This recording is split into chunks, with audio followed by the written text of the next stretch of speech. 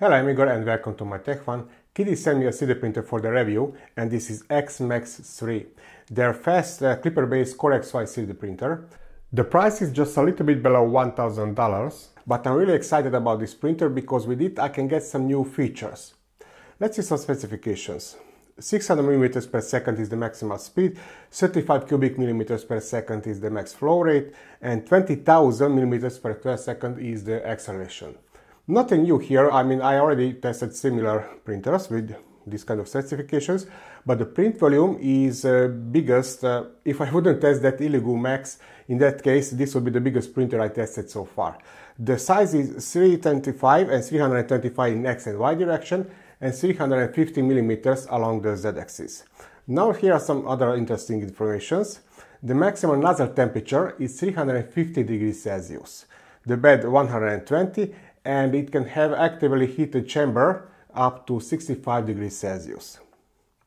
It will arrive with the two hot ends, one with the copper alloy and the second is with the hardened steel. Both can be heated up to 350 degrees Celsius. You know, the second one is for some abrasive carbon fiber materials. It has nice touchscreen and it is almost fully assembled. Now you may ask a question, do you really need these high temperatures? Well, it depends what you print. If you print only PLA, PETG, then don't. But here are some examples. For example, this is Polymaker's PCBlend.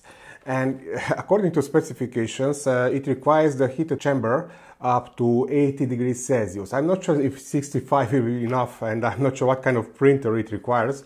But I already tested some sample filaments and I have no printer which can print this material. So this will be tested with this printer. Not in this video. If it's be successful, it will be a separate video about that. Filament PCBlend carbon fiber version. And I like this filament. I'm using it when I need some part which resists to the bending. And according to specification, the max temperature is 295 degrees Celsius.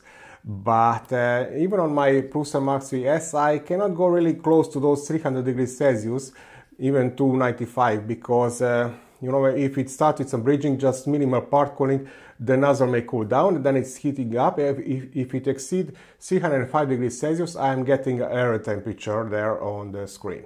And I already did some experimenting. Huge difference in between printing on 285 and 295 in the layer adhesion. And don't forget, with this you need a hardened steel nozzle. And I'm sure that I will get much better layer adhesion if I print it, for example, on 310 or 20 degrees Celsius.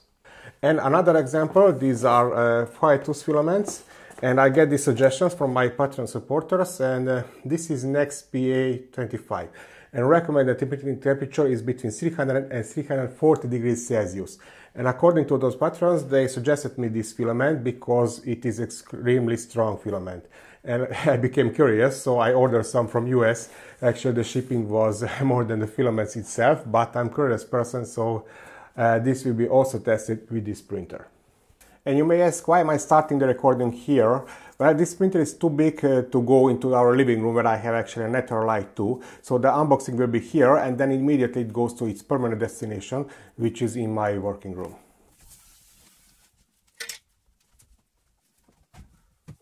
Well, definitely this is not the work for one man only, but I'm working alone. And I don't have too much natural light here, but this will be its final location. And there is a Bamboo Lab, and there should be the K1, only I'm doing some upgrades on it currently.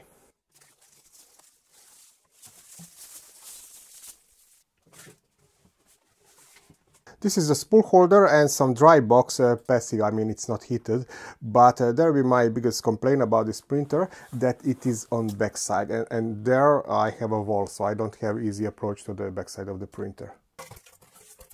Not sure, can someone explain me? So Bamboo Lab, K1, Flash Forge, Qidi, so everybody is placing the spool holders on the back side. I'm sure that their laboratories have the desk in the middle of that room or laboratory, but users usually place these printers next to the wall.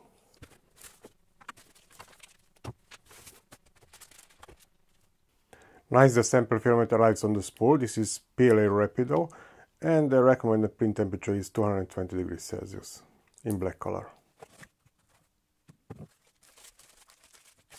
In this second box we have some tools and bolts for assembling, USB drive, network cable, rubber legs, and then we have this user manual and quick start guide, and this is paper for setting the Z offset.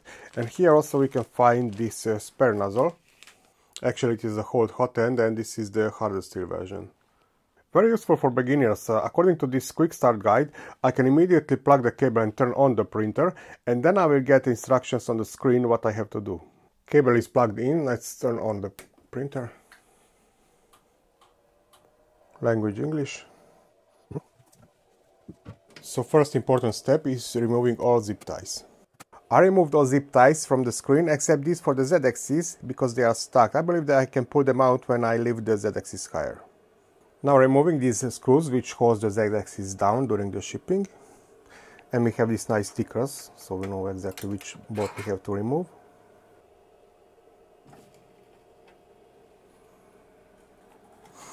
Now I can remove these zip ties.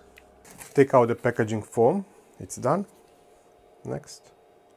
Now it asks me to preheat the bed to the printing temperature before leveling, because the leveling will be more accurate.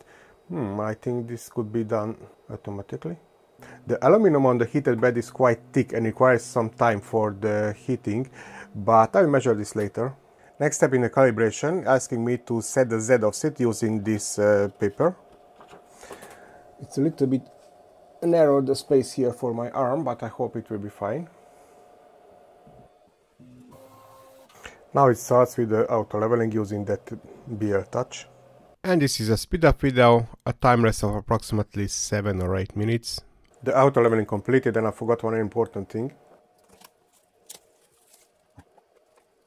Input shaping. These will be some vibrations, but it's normal. If you never heard these vibrations earlier, this is normal. This is now the input shaping. Now it asks to insert the filament, but using the dry box on the back side of the printer, you can see it is on the back side and on the left side, so it is really hard to approach to that side. My solution will be actually that I will use this filament dryer. This is our filament dryer, which also has a great sealing around, so it can be used as a dry box. Or I actually use this with my Prusa. It is on the top on that IKEA lock enclosure. I printed this, even the ball bearings are printed with some airsoft BB. And if I don't need a dry environment, I can use this too, here on the side of the printer. Now I have to enter the heating temperature. Now it will be good to enter the number.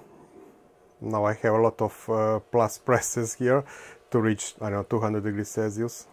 It's preheated very fast, okay. Finally it is extruding. I need to press this arrow button at least, I don't know, 6 or 7 times. And no metallic tweezers in the package, but it will be very useful here. Okay, the extruding is fine, I can see the filament. Next step, and it's finished. This is the home screen, and it looks like I'm looking some kind of web page. So it's based on Klipper, heated chamber, I know the processor, but these informations are much more useful. Maybe they could be bigger, and maybe some other informations like, I don't know, the current coordinate or something like that. Now let's see what's on USB drive and then print something which is prepared by the manufacturer. The slot for the USB drive is on the back side of the printer, but on the top, so I don't have the problem with that. But with the spool holder, yes. This is content of the USB drive, and I already saw one short printing. Qidi G-code is some kind of badge or something like that with the Qidi or Qidi logo from PLA. Okay. Well, actually I could skip the bed leveling because I did it a few minutes ago. And the warning that I have to open it because the PLA needs more ventilation, so the top cover is definitely removed. There's the first layer and it is perfectly flat. But later I will test it with a bigger surface, and unfortunately this cover on the front covers the view, so it would be better if this could be a little bit smaller, but we cannot cut it like on Ender 7 or something like that.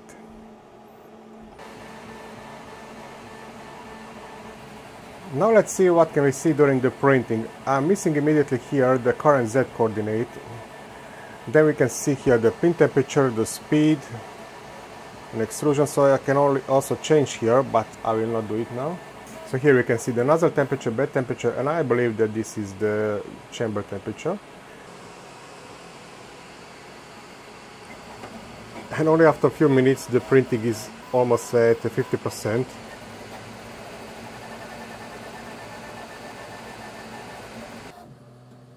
It's finished a few seconds ago. And now somehow I want to check the bed adhesion. Not the best object for this. Let's try with the flexing until it's hot. It could be a little bit better, so maybe I really have to use the glue stick which was in the package. This is interesting. I just noticed that not only we have some aligning pins on the back side, but also some kind of magnets pulls it into the correct position. Interesting solution and very good. About this first object, well, not easy for the analyzing because this is very easy printing. Here you can see the quality of the top surface, and maybe to mention this is the bottom layer. Definitely I can see the textures from the hot bed, so it cannot go deeper, so the bed adhesion is as it is, or I have to use the glue stick. I cannot go lower from this. Now one more thing I want to mention, but I will measure the noises later. There is one fan somewhere from the back side. It constantly works. Immediately when I first time turn on the printer, I could hear it, and it is quite annoying, so I have to check that, but definitely it will be better. If it is not necessary, then all the fans should turn off.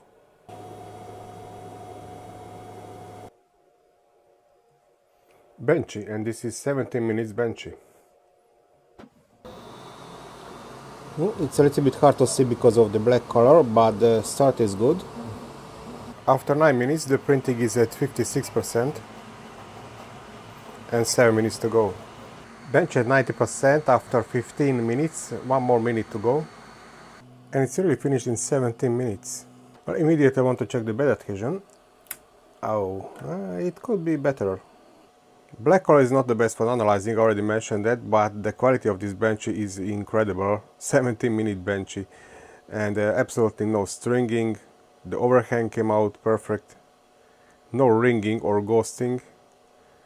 Seems like it's a little bit visible. They didn't hide it too good, but otherwise almost great Benchy. One thing I noticed that the bottom is more shinier than the upper part, and this is sign that it cannot melt the filament so fast. So I will check the flow rate later, but otherwise great quality. And now I want to update the firmware. The procedure is very simple. I have to download the file, copy to this USB drive, plug it in, and just follow the instructions on the screen. The only problem is that it requires between 20 and 40 minutes according to the instructions. Update finished, and for this it really needed more than half hours.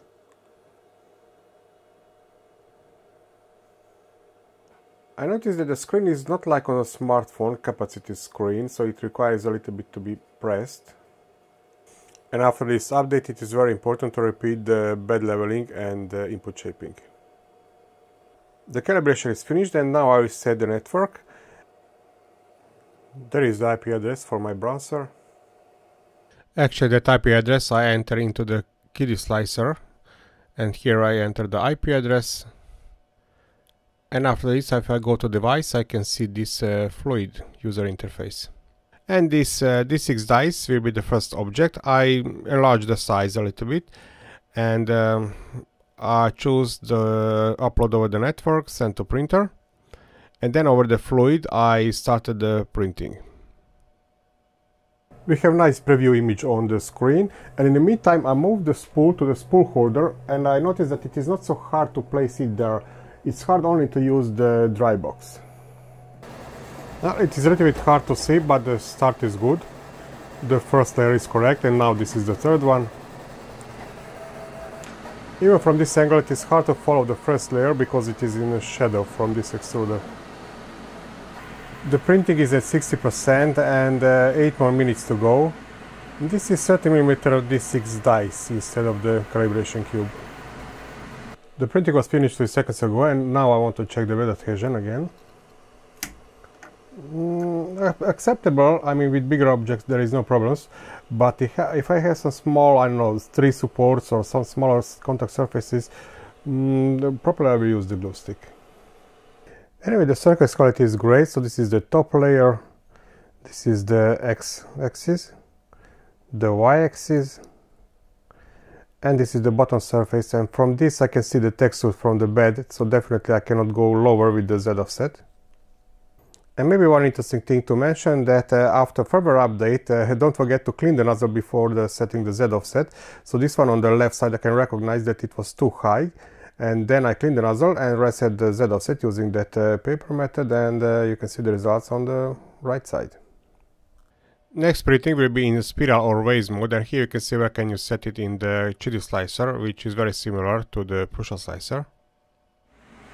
A phone holder printed in spiral or vase mode, and I already mentioned that it is very popular in my family, and also it is a nice giveaway gift to my students. Not for everybody, of course, but who deserves it. Basically, Klipper don't have problems with this kind of printing. Usually earlier Marlin printers have some problems sometimes, but here everything is fine.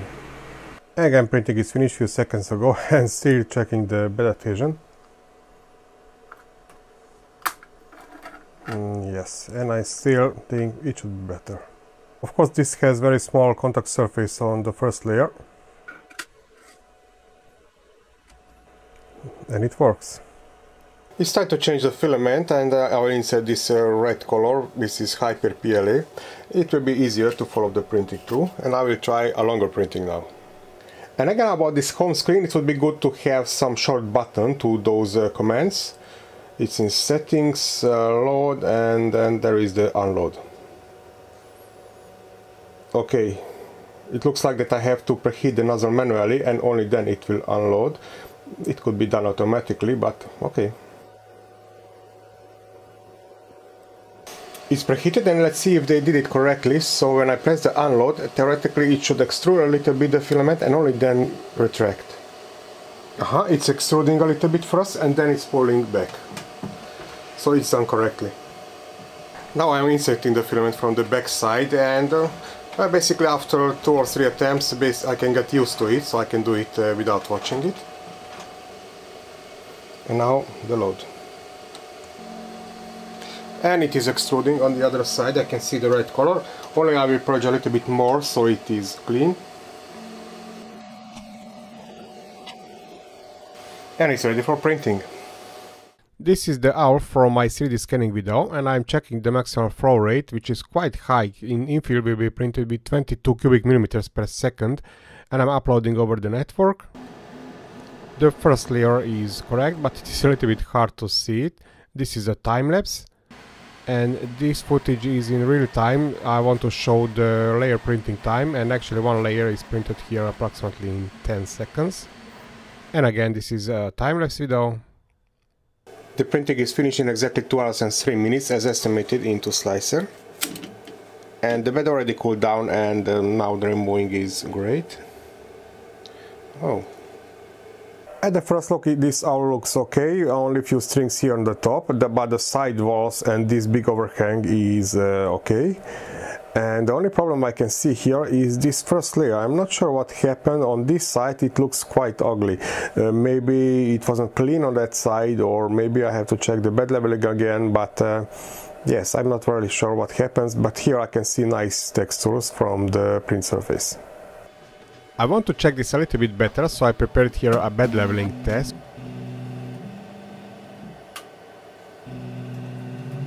This bed test will start with auto leveling, and this mesh will cover almost the whole surface of the bed.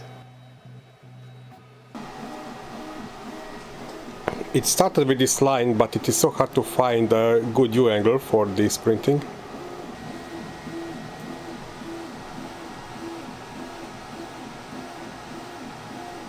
Printing is finished in 20 minutes, and now let's take a closer look. And if I take a closer look of this test, it is not perfect, but definitely very acceptable.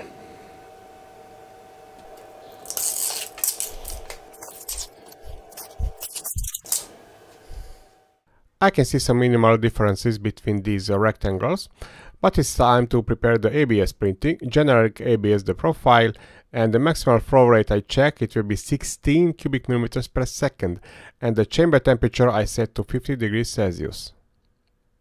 This ABS will be my next printing, and I want to print that owl, but only in reduced size.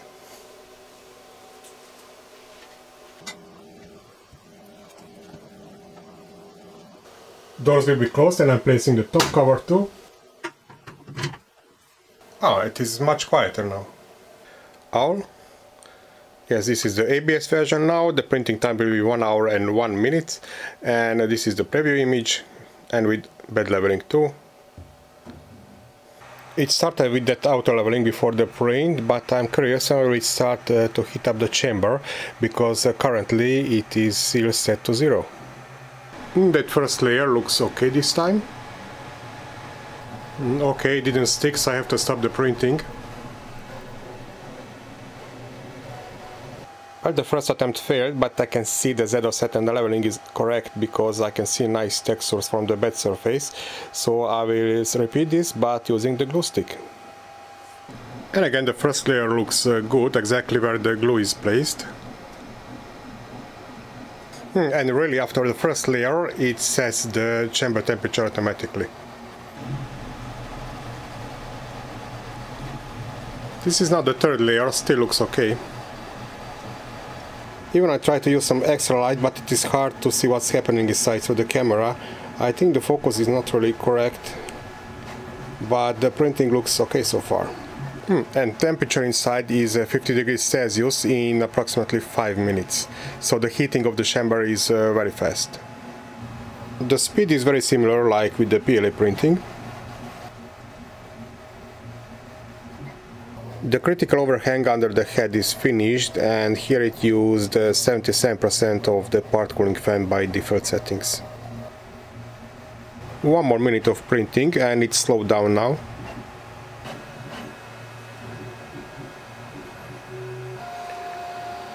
Printing is finished, and yes, I can feel the smell of ABS, and quickly check the bed adhesion, which is great thanks to the glue stick, and I will wait until it cools down, then I will remove it. In the meantime, I opened the window because I need the fresh air in this room, and actually there is the exhaust fan. And this is the back side of the printer, only I have to plug it somehow to the exit on the wall. I don't have a solution for this so far. I will close the door until that, because it is better to slowly cool down for the ABS. This is really thick aluminum on this heated bed, and it cools down very slowly. It is still 40 degrees Celsius.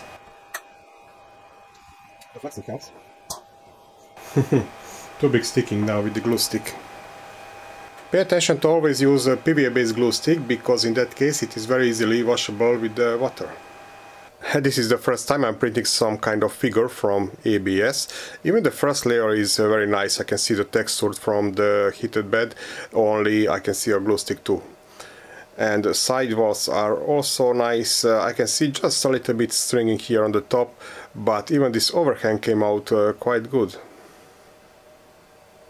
One more test print from PolyCarbonate, and this is the +7 PCBlend, not carbon fiber version, and it has very big tendency to warp without the enclosure. On screen you can see my settings. It's a modified ASA profile, since there is no PC profile in the QIDISlicer. It don't like the temperature over 55 degrees Celsius, I'm not sure why, because I set 60 degrees inside the chamber. The start looks okay, and this is the same size hour like with the ABS printing. This is the second layer, and now it started with the chamber heating to 60 degrees Celsius, and it is very fast.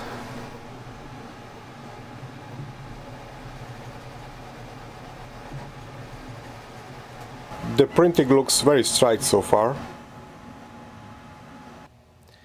Interesting to see how it slows down for this critical overhang, so it is prepared correctly in the slicer.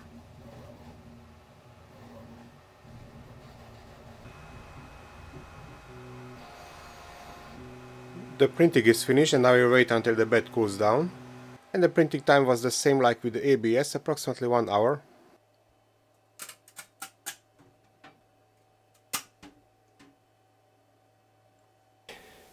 And actually the quality is very similar like with this ABS printing, and even this overhang came out quite good. This is the first layer, which is also great. I can see the glue on the bottom surface. Perfectly flat bottom surfaces too, so no warping. And actually the quality is very similar to this PLA printing. Of course this is bigger in size, but the surface quality is very similar, and even the overhang came out very equally. I have to finish this video here because I'm in a quite big delay. I had a COVID, and actually 3 weeks I was just editing prepared footages, but I didn't record anything new. I have a lot of plans with this printer, and you will see it in very near future, especially with testing some special filaments. And first I would like to talk about the advantages or things which I like with this printer. The list is huge. Only a few most important to mention. First of all, my wife told me that she likes the looks, and actually if it would be quieter, then it could go even in our living room. Okay, but for me the specifications are much more important. The heated chamber, the nozzle can be heated up to 350 degrees Celsius, we have some LEDs inside, and flexible build surface, auto leveling and similar. And now the things which I didn't like, and I know from statistics that this is more popular between the viewers, and actually this may be more useful information for the company too, space for improvement. Okay, I already mentioned several times, I hate when the spool holder is on the back side. It is really hard to access. Yes, I learned how to do it without watching it now, but even then it would be good to see sometimes that spool, if there is some tangle or possibility for the jam, I can notice it or something like that. Okay, nozzle, it is great that we have this LED, but it is in a big shadow. I cannot see that first layer because the position of the LED is too high, so probably I will try to find some solutions to place the LEDs from the side too. This front panel is quite big and it covers the best view to the nozzle, so I have to watch it all from the top or maybe from here, but definitely adding a camera would probably help a little bit. But it still cannot replace the live view to the nozzle and the first layer. I filmed this polycarbonate printing and I noticed one more problem because I couldn't get the focus correctly.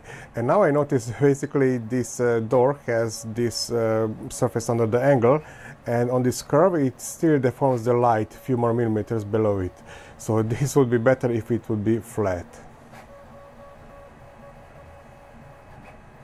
On the main screen they could use better that space. For example, we could see the coordinates, some shortcut buttons could be useful there, and not just information that this is, I know what kind of processor, or it can be heated up the chamber and similars. Okay, so more useful things on that main screen would be better.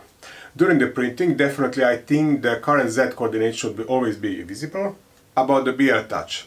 Not my favorite leveling sensor. I know that early versions had some problem when they are used inside the enclosure above, I don't know, 55 degrees Celsius. The CL touch is better in this case because it has more metallic parts. I'm sure that this is some improved version or newer version. And actually this is not really a problem. I didn't know at the beginning that Z homing and auto leveling will be done with the cold chamber. And even if we set the heated chamber, it will start with the heating after the first layer only. So this is not a big problem here.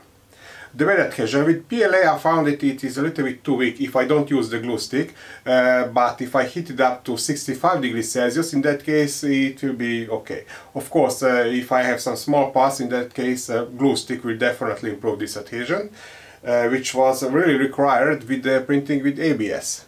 So you saw with that, when I didn't use the glue stick, it didn't stick at all when I start with the printing, even though after the third or fourth layer. But from texture I can see that the Z offset is set correctly, so I couldn't go lower there.